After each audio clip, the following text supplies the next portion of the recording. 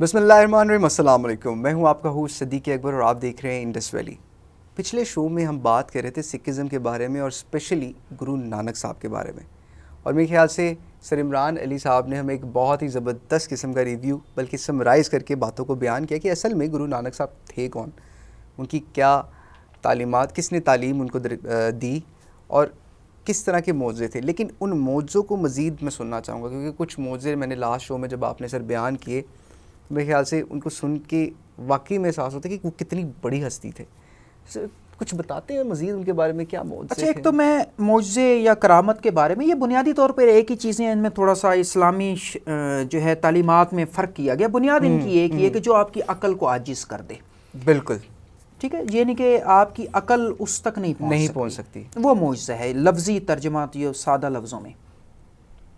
اچھا، یہاں میں ایک بات اور بھی کر لوں کہ ہمارے ملک میں اکثریت مسلمانوں کی ہے، بالکل، تو کیونکہ اور لوگ عوام جو ہیں وہ کوئی اتنے پڑھے لکھے یا باشعور نہیں ہوتے، وہ تو بس سادہ نماز پڑھ لی، جو بھی وہ اتنا ان ڈیپتھ تو چیزوں کو نہیں جانتے، تو اس سے ایک غلط فہمی ہمارے معاشرے میں پائی جاتی ہے، یہ شاید دنیا کے ہر معاشرے میں پائی جاتی ہے، کہ میرا تعلق جس مذہب سے ہے نا وہی حق ہے۔ بے شک میں بھی یہی کہوں گا، لیکن کیونکہ میرا مذہب ہی حق ہے تو جو معجزے اور کرامات ہوتی ہیں وہ صرف میرے مذہب کے لوگ دکھا سکتے ہیں، یہ ایک تصور ہے، پوری دنیا میں پایا جائے گا۔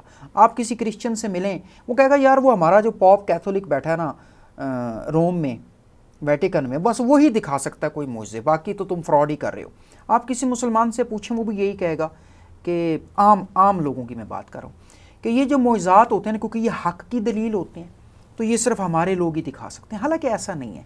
دیکھیں، معجزے کے لیے بنیادی چیز کیا ہے؟ وہ قرب خدا بندی ہے، آپ اللہ کے کتنے قریب ہیں، اور اس کا بھی ایک پورا قانون ہے کہ ایسا کیوں ہوتا ہے، ہم ابھی اس کو ڈسکس نہیں کر سکتے، ہمارے پاس وقت نہیں ہے، لیکن ایک بات حقیقت ہے کہ جو بھی اللہ کے قریب ہے وہ اس کی ذات سے عقل کو حیران کر دینے والے واقعات رونما ہوتے ہیں، تو یہی معاملہ گرو نانک کے ساتھ بھی ہے۔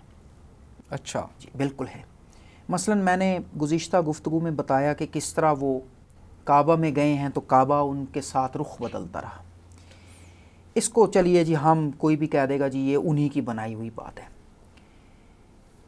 ان کے ساتھ بچپن سے ایک کمپینین تھا، بچپن سے، گرو نانک کے بچپن سے ان کا کوئی دوست؟ جی دوست، اوکے، اور وہ مسلمان تھا، اچھا، اور وہ لاسٹ مومنٹ تک مسلمان رہے۔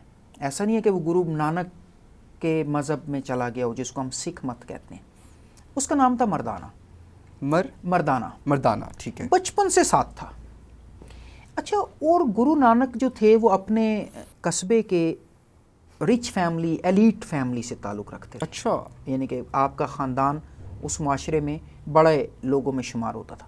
وہ جو مردانہ تھا وہ میراثی تھا، جس کو اس زمانے کے کلچر میں بھی اور آج بھی کہتے ہیں کمی نچلی ذات، تو گرو نانک نے اسے ہمیشہ ساتھ رکھا۔ تو یہ آپ کی تعلیم تھی کہ انسانوں کے بیچ فرق نہیں کیا جا سکتا۔ واہ، آپ دیکھیں یہی پیغمبر اسلام علیہ السلام کی تعلیم ہے، یہی حضرت عیسیٰ علیہ السلام کی تعلیم ہے، یہی گوتم بدھ کی تعلیم ہے کہ آپ انسانوں میں فرق نہیں کر سکتے۔ میرے سے بہت عظیم استاد تھے جنہوں نے ان کی تعلیم کی، جو اس طرح سے ان کی اچھا، تربیت وہ جو مردانہ تھا نا، ہاں، اس کی وجہ سے بہت سے معجزات رونما ہوئے۔ میں آپ کے سامنے صرف 2 ذکر کر رہا ہوں۔ یہ اتھینٹک جو سکھ رائٹرز ہیں ان کی زندگی پر، ان کی بائیوگرافیز، جنم ساکھیاں جسے سکھ کہتے ہیں، جنم ساکھی، اپنے گرو کی حیات کو بیان کرنا، اس میں لکھی آپ تبلیغ کے لیے لوگوں میں نکلتے تھے گرو نانک، یعنی کہ آپ پیدا ہوئے ننکانے اور آپ کی وفات کرتارپور ہے جو کہ بارڈر ہے انڈیا پاکستان کا، پاس ہی، جی اس پر پھر کبھی بات ہوگی۔ آپ تبلیغ کے لیے مختلف لوگوں میں جاتے تھے اور ان کو اللہ کی وحدانیت اور انسانوں کے ساتھ بھلا کرنے کی تعلیم دیتے تھے۔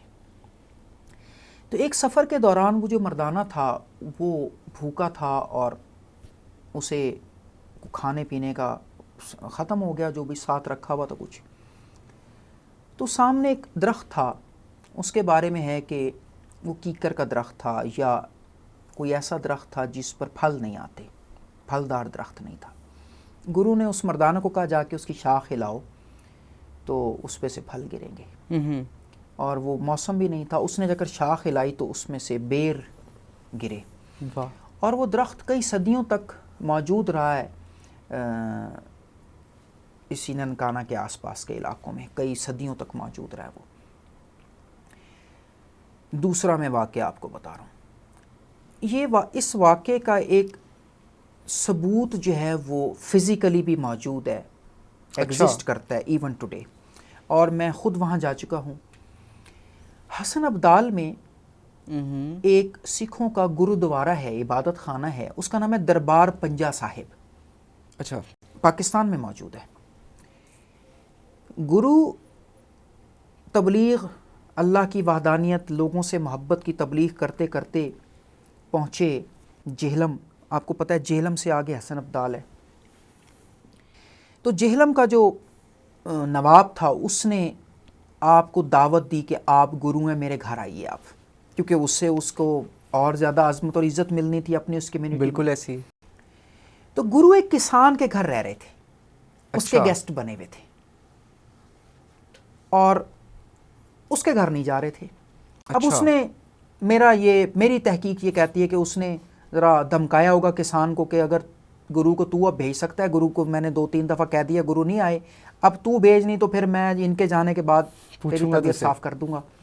طاقتور ہمیشہ سے ایسے ہی چلا آیا, یہ ایک بدنصیبی ہے تاریخ انسانی میں. تو میرا یہ گمان ہے, سکھ ہسٹورینز نہیں لکھتے یہ بات کہ اس غریب کسان نے گرو کو کہا کہ آپ وہاں تشریف لے جائیں, لیکن کیونکہ میں ہسٹری کو, انسانی رویوں کو زیادہ تنقیدی نگاہ سے دیکھتا ہوں, تو میرا یہ خیال ہے کہ اس کسان نے ریکویسٹ کی کہ گرو آپ تشریف لے جائیں. گرو نے کہا ٹھیک ہے, میں کل شام تمہارے گھر آؤں گا. اور اب اس نے اپنے ارد گرد اعلان کرایا کہ گرو میرے گھر آ رہے ہیں, ایک دعوت ہوگی. گرو چلے گئے, بیٹھ گئے, کھانا لگ گیا. یہ بہت اہم اور سننے کی بات ہے. کھانا لگ گیا, گرو نے کہا میں اس میں سے تو کچھ نہیں کھاؤں گا, اس کسان نے مجھے کل یا آج صبح کچھ پکا کے دیا تھا, وہ میں نے پوٹلی میں رکھا, میں وہ کھاؤں گا. اچھا. آپ نے وہ ساگ اور کہتے ہیں مکئی کی روٹی تھی, آپ نے وہ لی اور وہ کھانے لگے. تو اس سردار کو اپنی انسلٹ فیل ہوئی کہ یہ کیا معاملہ ہے. اس نے کہا کہ آپ میرا یہ ایک روٹی بھی تو توڑی ہے نا. آپ نے روٹی اٹھائی اور اسے نچوڑا, اس کا رول بنا کے اسے نچوڑا, اس میں سے خون ٹپکنے لگا اس روٹی میں سے. اب وہ جو خون ٹپکنے لگا, لوگ حیران ہو گئے کہ یہ کیا ہے. گرو نے کہا یہ جو روٹی تو مجھے کھلا رہا تھا نا, اس میں تو نے غریبوں کا خون نچوڑا ہوا ہے. اچھا پھر وہ جو روٹی آپ کے پاس تھی اس کسان کے گھر کی, آپ نے اس روٹی کو لیا, اس کا یوں نچوڑا, تو اس میں سے خوشبودار پسینہ یا خوشبودار عرق وہ ٹپکنے لگا. آپ نے کہا یہ رزق حلال ہے, میں اس رزق حلال کھانے والے کے گھر تھا. تو یہاں کتنے لوگوں پہ ظلم کرتا ہے, تو نے کتنے لوگوں کا حق مارا ہوا ہے, تو نے کتنے لوگوں کا حق مار کے یہ دسترخوان سجایا ہوا ہے. بالکل. تو آپ دیکھیں اس واقعے تو کیا یہ جگہ آج بھی موجود ہے؟ آپ کہہ رہے تھے یہ کہ جہلم کے پاس یہ واقعہ ہوا تھا. لازمی بات ہے, صدیوں کے سفر میں وہ دیہات, وہ گاؤں, وہ علاقے تو مٹ گئے. بالکل جی. وہ جو میں نے کہا نا جس کا ثبوت آج بھی موجود ہے, وہ واقعہ اب آگے آ رہا ہے. لیکن کیونکہ یہ آپ کی کرامات پر گفتگو ہو رہی تھی تو یہ بھی ایک اہم بات ہے, اور اس میں سبق ہے. آپ دیکھیے آج ہم لوگ حرام کھا رہے ہیں, ہمارا پورا پاکستانی معاشرہ, ہندوستانی معاشرہ بھی, کرپشن, کون سا فرد ہے جو کرپشن نہیں کر رہا؟ سارے.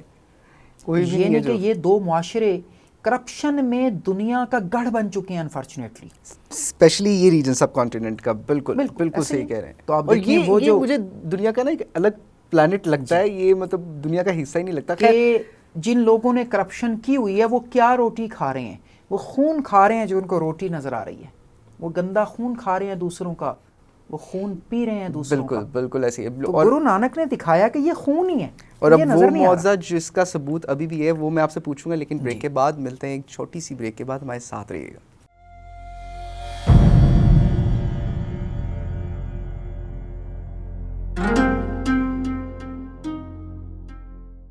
Welcome back from the break. جی بات ہو رہی تھی گرو نانک صاحب کے معجزوں کے بارے میں, اور بڑی مزے کی انٹرسٹنگ بات ہوئی تھی, لیکن ابھی بھی آڈینس اس چیز کا ویٹ کر رہی ہے جس کا ثبوت آج بھی موجود ہے. جی بالکل. اچھا آپ اپنی تبلیغ کے دوران جہلم سے نکلے, جہلم سے آگے ہی پاکستان میں رہنے والا بچہ جانتا ہے کہ حسن ابدال کا علاقہ ہے. ابدال ہے. اچھا وہ جو مسلم آپ کا فرینڈ ہے مردانہ, وہ ساتھ ہے آپ کے؟ وہ جہلم میں بھی ساتھ ہے، وہ حسن ابدال میں بھی ساتھ ہے، وہ ہر جگہ ساتھ ہے آپ کے. اس شخص نے ایک پہاڑی، آپ گاؤں کے پاس سے گزرے تو اسے پیاس لگی. مردانہ کو جی وہ بھوکے وہ بیچارے کے ساتھ یہی رہتا تھا، کمزور تھا نا، روحانی طور پہ کمزور تھا، اور توکل اللہ بھی نہیں تھا. کہنے کو وہ مسلمان ہے، دیکھیے آپ، یہ بھی آپ دیکھیے ذرا یہ بات آپ نے کہ وہ مسلمان ہے اور وہ جو گرو ہیں ان کے ساتھ رہ کے اس کی حالت کیا ہو رہی ہے. توکل اللہ کتنا ہے اس میں. وہ شاید ساتھ پھرتے تھے، ان کو بھوک لگ رہی ہوتی تھی. اس نے شور مچایا، جی میں تو پیاس لگ گئی ہے مجھے، میں کیا کروں گا، آپ مجھے جنگل میں لے آئیں. اچھا آپ اس سے محبت کرتے تھے، آپ یہ بھی دیکھیے، اس کے نخرے برداشت کرتے تھے گرو. دوست تھا نا بچپن سے، انسان سے محبت. اچھا آپ نے کہا یہ، آپ اس کا ایک پہاڑ کے پاس بیٹھے جا کر سائے میں. اس نے کہا جی مجھے تو پیاس لگ رہی ہے، پانی وانی ختم ہو گیا، میں کیا کروں. گرو نے کہا اچھا یہ پتھر اٹھاؤ، اس کے نیچے سے چشمہ نکلے گا، پانی پی لو. اچھا اب پہلی بات ہے کہ گرو کو کیسے پتہ ہے اس پتھر کے نیچے سے چشمہ ہے؟ آپ تو پہلی دفعہ جا رہے ہیں ادھر، دوبارہ کبھی گئے بھی نہیں وہاں پر. اللہ تعالیٰ نے آپ کو یہ صلاحیت دی تھی. اچھا اس نے جب وہ پانی پینے کے لیے پتھر سا اٹھایا، چشمہ نکلا اس میں سے. اس پہاڑ کی چوٹی پر ایک مسلمان ولی بزرگ اللہ کی عبادت میں مصروف تھے، اور یہ میری ایک تحقیق کہتی ہے کہ وہ اس وقت وضو میں مصروف تھے. یہ میری تحقیق کہتی ہے. وہ جو وضو تھا اس کے لیے اوپر چشمہ تھا، اس کا پانی ابل کے آ رہا تھا، وہ وضو کر رہے تھے. جیسی اس نے وہ پتھر اٹھایا تو وہ چشمہ جو تھا اس کا ایک منہ اوپر تھا، ایک منہ نیچے تھا. وہ پانی نیچے سے نکلنے لگا تو اوپر والے منہ میں پریشر کم ہو گیا. اچھا اس میں کچھ روحانی اشارے میں ان پر بھی میں بات کروں گا. تو وہ جو بزرگ تھے ان کو جلال آیا، اور انہوں نے اپنی روحانی قوت سے اندازہ لگایا کہ میرے اس دائرے میں کوئی اور روحانی قوت آئی ہے. اچھا. اور یہ جو پانی کا چشمہ پہاڑ پر ابلنا ان کے لیے پھر اس کا ختم ہو جانا اس بات کی علامت تھی کہ گرو نانک اس سے روحانی طور پر زیادہ بزرگ ہستی تھے. واہ. دیکھیں نا، یہ میں اس سے ایک ڈیریویشن کر رہا ہوں. بالکل. میری گفتگو روحانیت سے دلچسپی سننے والے جب میری یہ گفتگو سنیں گے تو وہ اس کو تصدیق کریں گے کہ یہ ٹھیک میں نے نتیجہ نکالا ہے. تو ان بزرگ کو جلال آیا اور انہوں نے ایک پتھر کو اشارہ کیا کہ یہ جو نیچے بیٹھے ہیں نا ان کو جا کے سزا دے، ان پر گر. اب وہ مردانہ پانی پی رہے، اوپر سے پتھر آ رہا ہے. اچھا پار سے جب پتھر لڑکتا ہوا آتا ہے تو وہ تو اس کو آپ بچ نہیں سکتے. آپ بھاگیں گے تو بچ نہیں سکیں گے، ٹھہرے رہیں گے پھر بھی بچ بھی سکتے ہیں نہیں بھی، کیونکہ اس کی ڈائریکشن تو کوئی نہیں ہے. اچھا وہ اس کے تو پیروں میں سے جان نکل گئی نا وہیں مردانہ کہ میں گیا، اور اس نے گرو کو کہا کہ جی یہ پانی پلایا آپ نے مجھے، میں گیا. تو وہ پتھر جب آ رہا تھا گرو نے ہاتھ کے اشارے سے اس پتھر کو روکا ہے، اور اس پتھر پر آپ کا پنجہ جو ہے ہاتھ کا وہ چھپ گیا. وہ پتھر آج بھی موجود ہے حسن ابدال میں. حسن ابدال میں آپ نے دیکھا؟ جی. واہ. اچھا اب وہ اس کو آپ نے ٹچ نہیں کیا ہاتھ سے، پتھر کو قریب تو نہیں آیا نا وہ پتھر آپ کے، آپ نے دور سے اسے اشارہ کیا، لیکن وہ آپ کی باڈی سے دور ہی وہ اس پہ چھپ گیا. آپ کا پنجہ اس پہ چھپا ہے. واہ. وہ پتھر آج بھی وہاں موجود ہے، اسی لیے اس گردوارے کا نام دربار پنجہ صاحب ہے. اچھا اچھا اچھا اچھا اچھا اچھا صحیح. اچھا وہ پتھر رک گیا. گرو اس مسلمان ولی کی زیارت کے لیے پہاڑ پہ چڑھ کے گئے ہیں. گرو نانک یعنی ان سے ملنے کی چاہ میں وہ پہاڑ پہ چڑھ کے گئے. اب اس میں کیا وجہ تھی کہ وہ شخص یہ فیل کرے گا کہ میرے اس عمل سے جو ہے برا نہ لگے یا دشمنی کا عنصر نہ ہو. نہیں، وہ اوپر والا شخص جو ہے وہ اپنے آپ کو کمتر نہ سمجھے. اچھا کہ مجھ سے زیادہ طاقتور ہستی ہے. آپ خود اس کے پاس چل کے گئے ہیں تاکہ آپ کے مقابلے میں آپ کی طرف سے کوئی ایسا رویہ نہ ہو کہ کوئی آپ سے خود کو کمتر سمجھے. آپ اس کے پاس گئے ہیں، اس کے پاس بیٹھے ہیں، اس سے گفتگو کی ہے، اس سے گلے ملے ہیں، اس کو سلام پیش کیا ہے، پھر نیچے اترے ہیں. اور آج بھی ان بزرگ کا مزار وہاں موجود ہے. اچھا ان بزرگ کا مزار بھی وہیں پہ، اور وہ جو گردوارہ پنجہ صاحب. پنجہ صاحب. اچھا وہ پتھر آیا، وہاں پنجہ صاحب ہے پہاڑ کی جڑ میں، اور اس پہاڑ کی چوٹی پر ہے ان بزرگ کا مزار جن کو نام دیا گیا زندہ ولی کندھاری۔ زندہ ولی کندھاری، جی کندھاری کیوں؟ مطلب نام ہے بس وہ تو۔ اچھا۔ اور ننکانہ جہاں گرو نانک پیدا ہوئے، کرتارپور جہاں آپ کی وفات ہوئی، بالکل۔ تیسرا مقدس مقام پاکستان میں سکھوں کا وہ گردوارہ پنجہ صاحب ہے۔ پاکستان میں تین جو تین سب سے یہ اہم جو سب سے اہم مقامات ہیں، جیسے مسلمانوں کے لیے جو ہے عرب میں مقدس مقامات ہیں، حرم ہے، کعبۃ اللہ ہے، مدینہ ہے، مسجد نبوی، اس طرح سکھوں کے لیے جو مقدس مقامات ہیں، مقدس ترین مقدس ترین، بالکل وہ تین ہیں، تینوں پاکستان میں ہیں۔ اور سب سے اہم بات، سکھ جب یہاں آتے ہیں پاکستان میں، یہ گردوارہ پنجہ صاحب جاتے ہیں، یعنی کہ ان کی جو یاترا ہے، پلگرمیج ہے، زیارت ہے، اس کے لیے اہم ہے کہ ننکانہ آئیں، ننکانہ سے جائیں پنجہ صاحب، اور اس مسلمان ولی کی قبر پر بھی حاضری دیں۔ اچھا، آج کیا بھی جو خوبصورت سکھ، بات ہے۔ جی آج بھی جو سکھ یہاں آتے ہیں اپنی یاترا کرنے، وہ ضرور اس مسلمان ولی کی قبر پر سلام پیش کرتے ہیں۔ یعنی کہ وہ اس چیز کو نہیں بھولے کہ ہمارے گرو بھی گئے تھے ان سے ملنے، اور ہم بھی جائیں گے ان سے ملنے۔ اور بوڑھی عورتیں، میں نے خود دیکھا ہے، میں جا چکا ہوں وہاں پر، بوڑھی اور عورتیں۔ اسی دوران گئے کہ جب جو سکھ تھے وہ یاترا کرنے آئے تھے تبھی گئے؟ جی وہ جو بیساکھی کے دن تھے، میں انہی دنوں گیا تھا جب سکھ یاترا۔ جی اچھا۔ تو وہ جو ہے وہاں جاتے ہیں سکھ، بوڑھی عورتیں، اور وہ بڑی مشکل چڑھائی ہے پہاڑی پر۔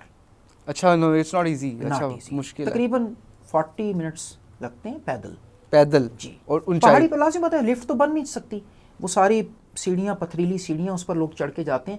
تو اس میں بھی ایک سبق ہے ان کے لیے، بات وہیں آئی کہ آپ جو ہے اللہ کے کسی محبوب بندے سے ملنے کے لیے، آپ کسی اللہ کے جو محبوب بندہ ہے اس کی زیارت کے لیے آپ کو تکلیف بھی اٹھانی پڑے تو آپ اٹھائیں۔ یہ سکھ مذہب میں یہ بات جو ہے رائج ہے۔ تو آپ دیکھیں کہ وہ مسلمان بزرگ ہیں اور سکھ وہاں جاتے ہیں، تو آپ یعنی کہ کہیں نہ کہیں سر عنصر دیکھا جاتا ہے کہ سکھزم میں آج بھی ہم دیکھتے ہیں کہ ایون سکھزم میں اور مسلمانوں میں ایک خاص اٹریکشن ہے۔ جب ہم پاکستان میں اور جب سکھ یاترا کے لیے یہاں پہ آتے ہیں تو ہم دیکھتے ہیں کہ کتنے محبت اور خلوص سے ملتے ہیں ایک دوسرے کے ساتھ۔ یہی بات میں نے بتائی نا کہ ہسٹری میں اورنگزیب عالمگیر نے ان کے گرو کو قتل کرایا، تو یہ ایک بیڈ ایونٹ ہے۔ اس کے علاوہ اس سے کہیں زیادہ جو ہے وہ مسلمانوں جی اور سکھوں میں امن اتحاد کے بہت سارے واقعات ہیں۔ مزید جانیں گے سر آپ سے اس سکھزم کے بارے میں، لیکن وقت ہوا جاتا ہے ایک بریک کا، تو ملتے ہیں ایک چھوٹی سی بریک کے بعد۔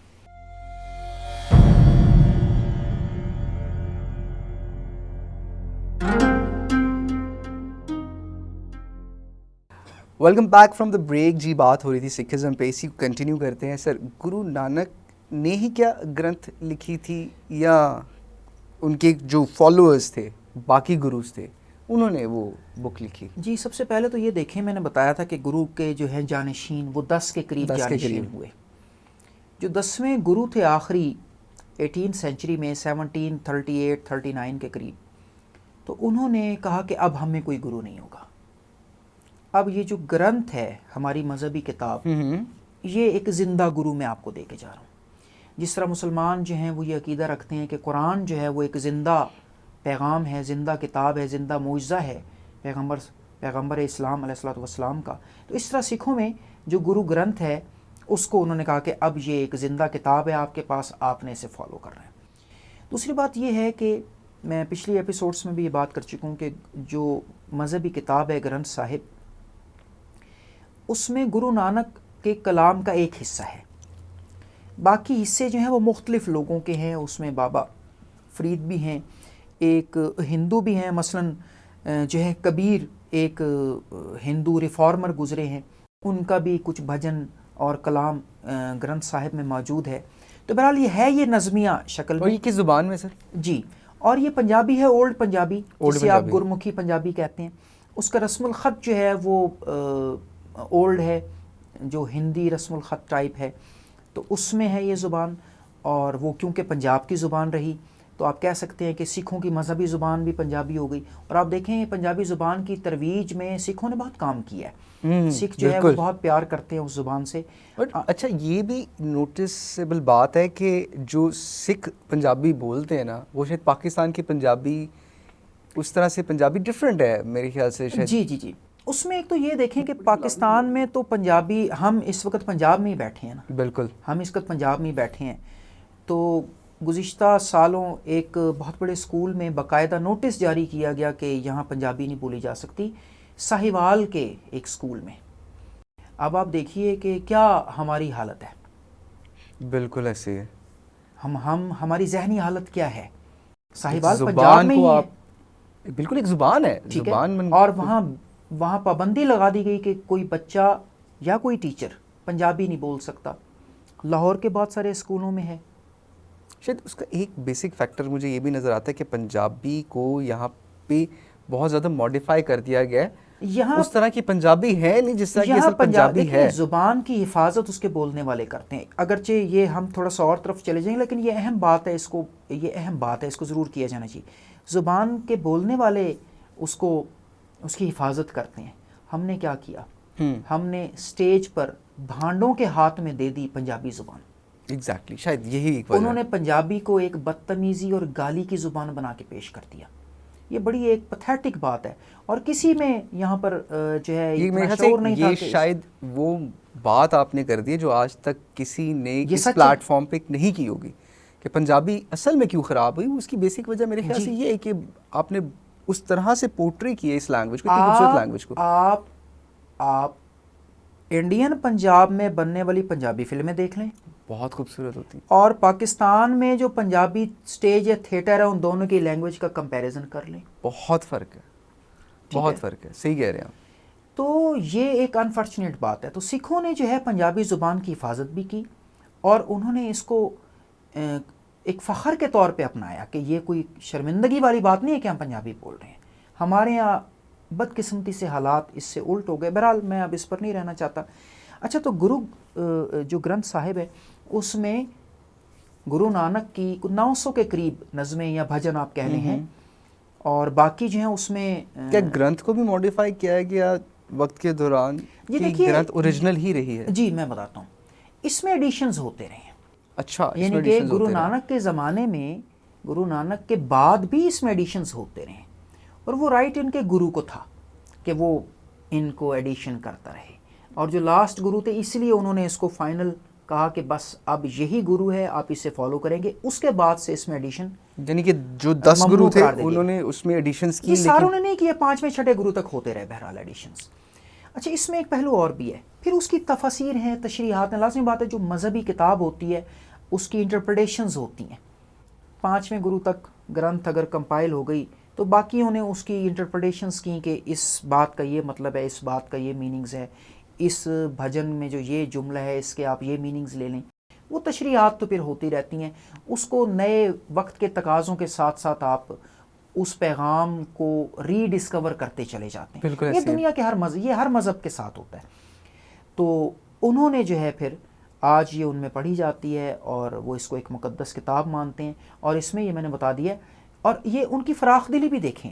انہوں نے ایسا نہیں کیا. سکھ مذہب تو ایک باقاعدہ علیحدہ مذہب کے طور پہ قائم ہو چکا تھا نا. بالکل ایسے گرو نانک کے زمانے میں ہی ہو گیا تھا. اس کے بعد بھی جو گرو آئے انہوں نے گرنتھ کے اندر سے دوسرے مذاہب مسلمانوں یا ہندوؤں کے جو کلام تھے ان کو نکالا نہیں ہے. یہ ان کی فراخ دلی ہے. بہرحال یعنی فالو انہوں نے اس کو ایکسیپٹ کیا، گرو نانک کو کیا، لیکن انہوں نے کہا کہ ٹھیک ہے غلام فرید کا جو کلام ہے یہ اس میں بھی ہمارے لیے ہدایت اور روشنی ہے اور یہ ہمیں اللہ سے جوڑنے کے لیے اور خلق خدا کی خدمت کے لیے ایک رہنمائی فراہم کرتا ہے. تو انہوں نے اس کو پارٹ آف دا گرنتھ رہنے دیا. انہوں نے اس چیز کو ڈسکریمنیٹ نہیں کیا کہ جناب یہ جو چیز ہے یہ الگ ہے. آپ یوں کہہ سکتے ہیں انہوں نے کنٹینٹ کو ایکسیپٹ کیا. اس کنٹینٹ سے جڑی ہوئی پرسنالٹیز کو ضروری نہیں تھا وہ ایکسیپٹ کرتے، لیکن انہوں نے کنٹینٹ کو ایک اچھی بات سمجھ کے ایکسیپٹ کیا. جو گرو نانک کا پیریڈ ہے اس کے بعد سے اب تک جو سکھزم ہے اس میں آپ کہہ سکتے ہیں کہ اس وقت کیا پرسنٹیج ہے دنیا میں؟ کیا جی دیکھیں بر صغیر میں یہ مذہب پیدا ہوا بالکل، اور اب تو دنیا کی ہر جگہ دیکھا جائے، اور بہت سے ایسے ملک ہیں، بڑے ملک، جہاں پہ سکھ ایک حکومت کے نمائندے بھی ہیں اب آج کل. اور سکھ مذہب جو ہے یہاں پیدا ہوا، یہیں پلا بڑھا، یہیں سے سکھ مذہب اور سکھ باہر گئے. اس کی جو پھیلاؤ ہے سکھ مذہب کا، وہ بہرحال 20ویں صدی میں ہی ہے. اچھا، زیادہ پہلے پھیلا نہیں جی، اتنا. بر صغیر میں تو پھیلتا رہا، بر صغیر سے باہر یہ 20ویں صدی. جب سکھ باہر گئے تو سکھ مذہب کو اپنے ساتھ لے کر گئے. اور کیونکہ سکھ مذہب میں ایک جو ہے روحانیت، صوفیزم کا ایک شیڈ ہے، ٹھیک ہے، صوفیزم کا ایک شیڈ ہے. بابا گرو نانک اور ان کے تمام جو گرو تھے، ان کی تعلیمات میں سادگی، انسان دوستی، روحانی ترقی، اپنی روح کو پاکیزہ کرنا، یہ ان کی بنیادی گرو تعلیمات. نانک کا کیا جو گردوارہ، ایک اہم گردوارہ، کوئی اہم گردوارہ انڈیا میں بھی موجود ہے؟ جی بالکل ہے، میں اس پر بات کرتا ہوں. یہ بات ذرا میں کمپلیٹ کروں. بالکل. تو وہ سکھ جو ہے جب باہر کے ممالک میں گئے تو لوگوں نے ان کے مذہب کو پڑھا، اور جن کو وہ تعلیمات اچھی لگیں تو سکھ مذہب بھی پھیلا. تو آج دنیا میں کروڑوں سکھ موجود ہیں، اور بھارتی پنجاب اور راجستھان میں یہ اکثریت میں ہیں. پاکستان میں تقریباً 10 لاکھ سے زائد سکھ موجود ہیں. ہندوستان میں کیونکہ ان کی اکثریت ہے، اور ان کے ایک گرو تو دیکھیں نا، گرو نانک یہاں پیدا ہوئے، یہیں وفات ان کی ہوئی. تو باقی جو گرو تھے وہ ہندوستان، موجودہ جو ہندوستان میں علاقے ہیں وہاں پر بھی تو موجود رہے. تیغ بہادر جو تھے وہ انہیں آگرہ، دلی کے قریب انہیں قتل کیا گیا. تو وہ بہت سارے گرو وہاں موجود تھے. اور آخری گرو جو گوبند تھے ان کے، وہ ہندوستان میں ہی تھے. تو وہاں پر جو ہے امرتسر میں ان کا سب سے بڑا گردوارہ ہے، گولڈن ٹیمپل. وہ بہت بڑا گردوارہ ہے، اور وہاں روزانہ ہزاروں لوگ آتے ہیں، اور وہاں سے جو بھی ان کا مذہبی تعلیم ہے وہ حاصل کرتے ہیں، اور اپنی مذہبی رسومات وہ ادا کرتے ہیں. لیکن ایک بات ہے کہ وہ جو گولڈن ٹیمپل ہے اسے وہ تقدس حاصل نہیں ہے جو ننکانہ صاحب کے گردوارے کو ہے، یہ کرتارپور کو ہے. یہ ایک علاقہ ہی، اس کیونکہ دیکھیں نا علاقے میں وائب ہی علیحدہ ہے. جی، وہ پیدا ہی وہاں ہوا نا، ان کے مذہب کا بانی، اس کی وائب بھی علیحدہ ہے، اس کا ماحول ہی علیحدہ ہے. تو وہ تقدس اس کو نہیں ہے. لیکن بہرحال وہاں پر بھی کیونکہ ان کے گرو موجود رہے تو ان سے جڑی ہوئی چیزوں کو بھی تقدس حاصل. سو ونس اگین میں آپ کا بہت بہت شکریہ ادا کرتا ہوں کہ آپ نے اس چیز کو بڑی اچھی طرح سے ایکسپلین کیا. امید ہے آپ آڈینس کو بھی مزہ آیا ہوگا کہ اصل میں سکھزم کیا، اور گرو نانک کیا تعلیمات لے کے اس دنیا میں آئے، اور کس طرح سے وہ گئے، اور کیا امپورٹنس تھی ان کی اس دنیا کو چینج کرنے میں. تو اس کے علاوہ بہت سی چیزیں ابھی جاننے والی ہیں، جس کے لیے آپ کو رہنا پڑے گا ہمارے ساتھ اگلے شو میں. تب تک کے لیے اپنے ہوسٹ صدیق اکبر اور عمران علی صاحب کو اجازت دیجیے. ملتے ہیں اگلے شو میں، تب تک کے لیے اللہ حافظ.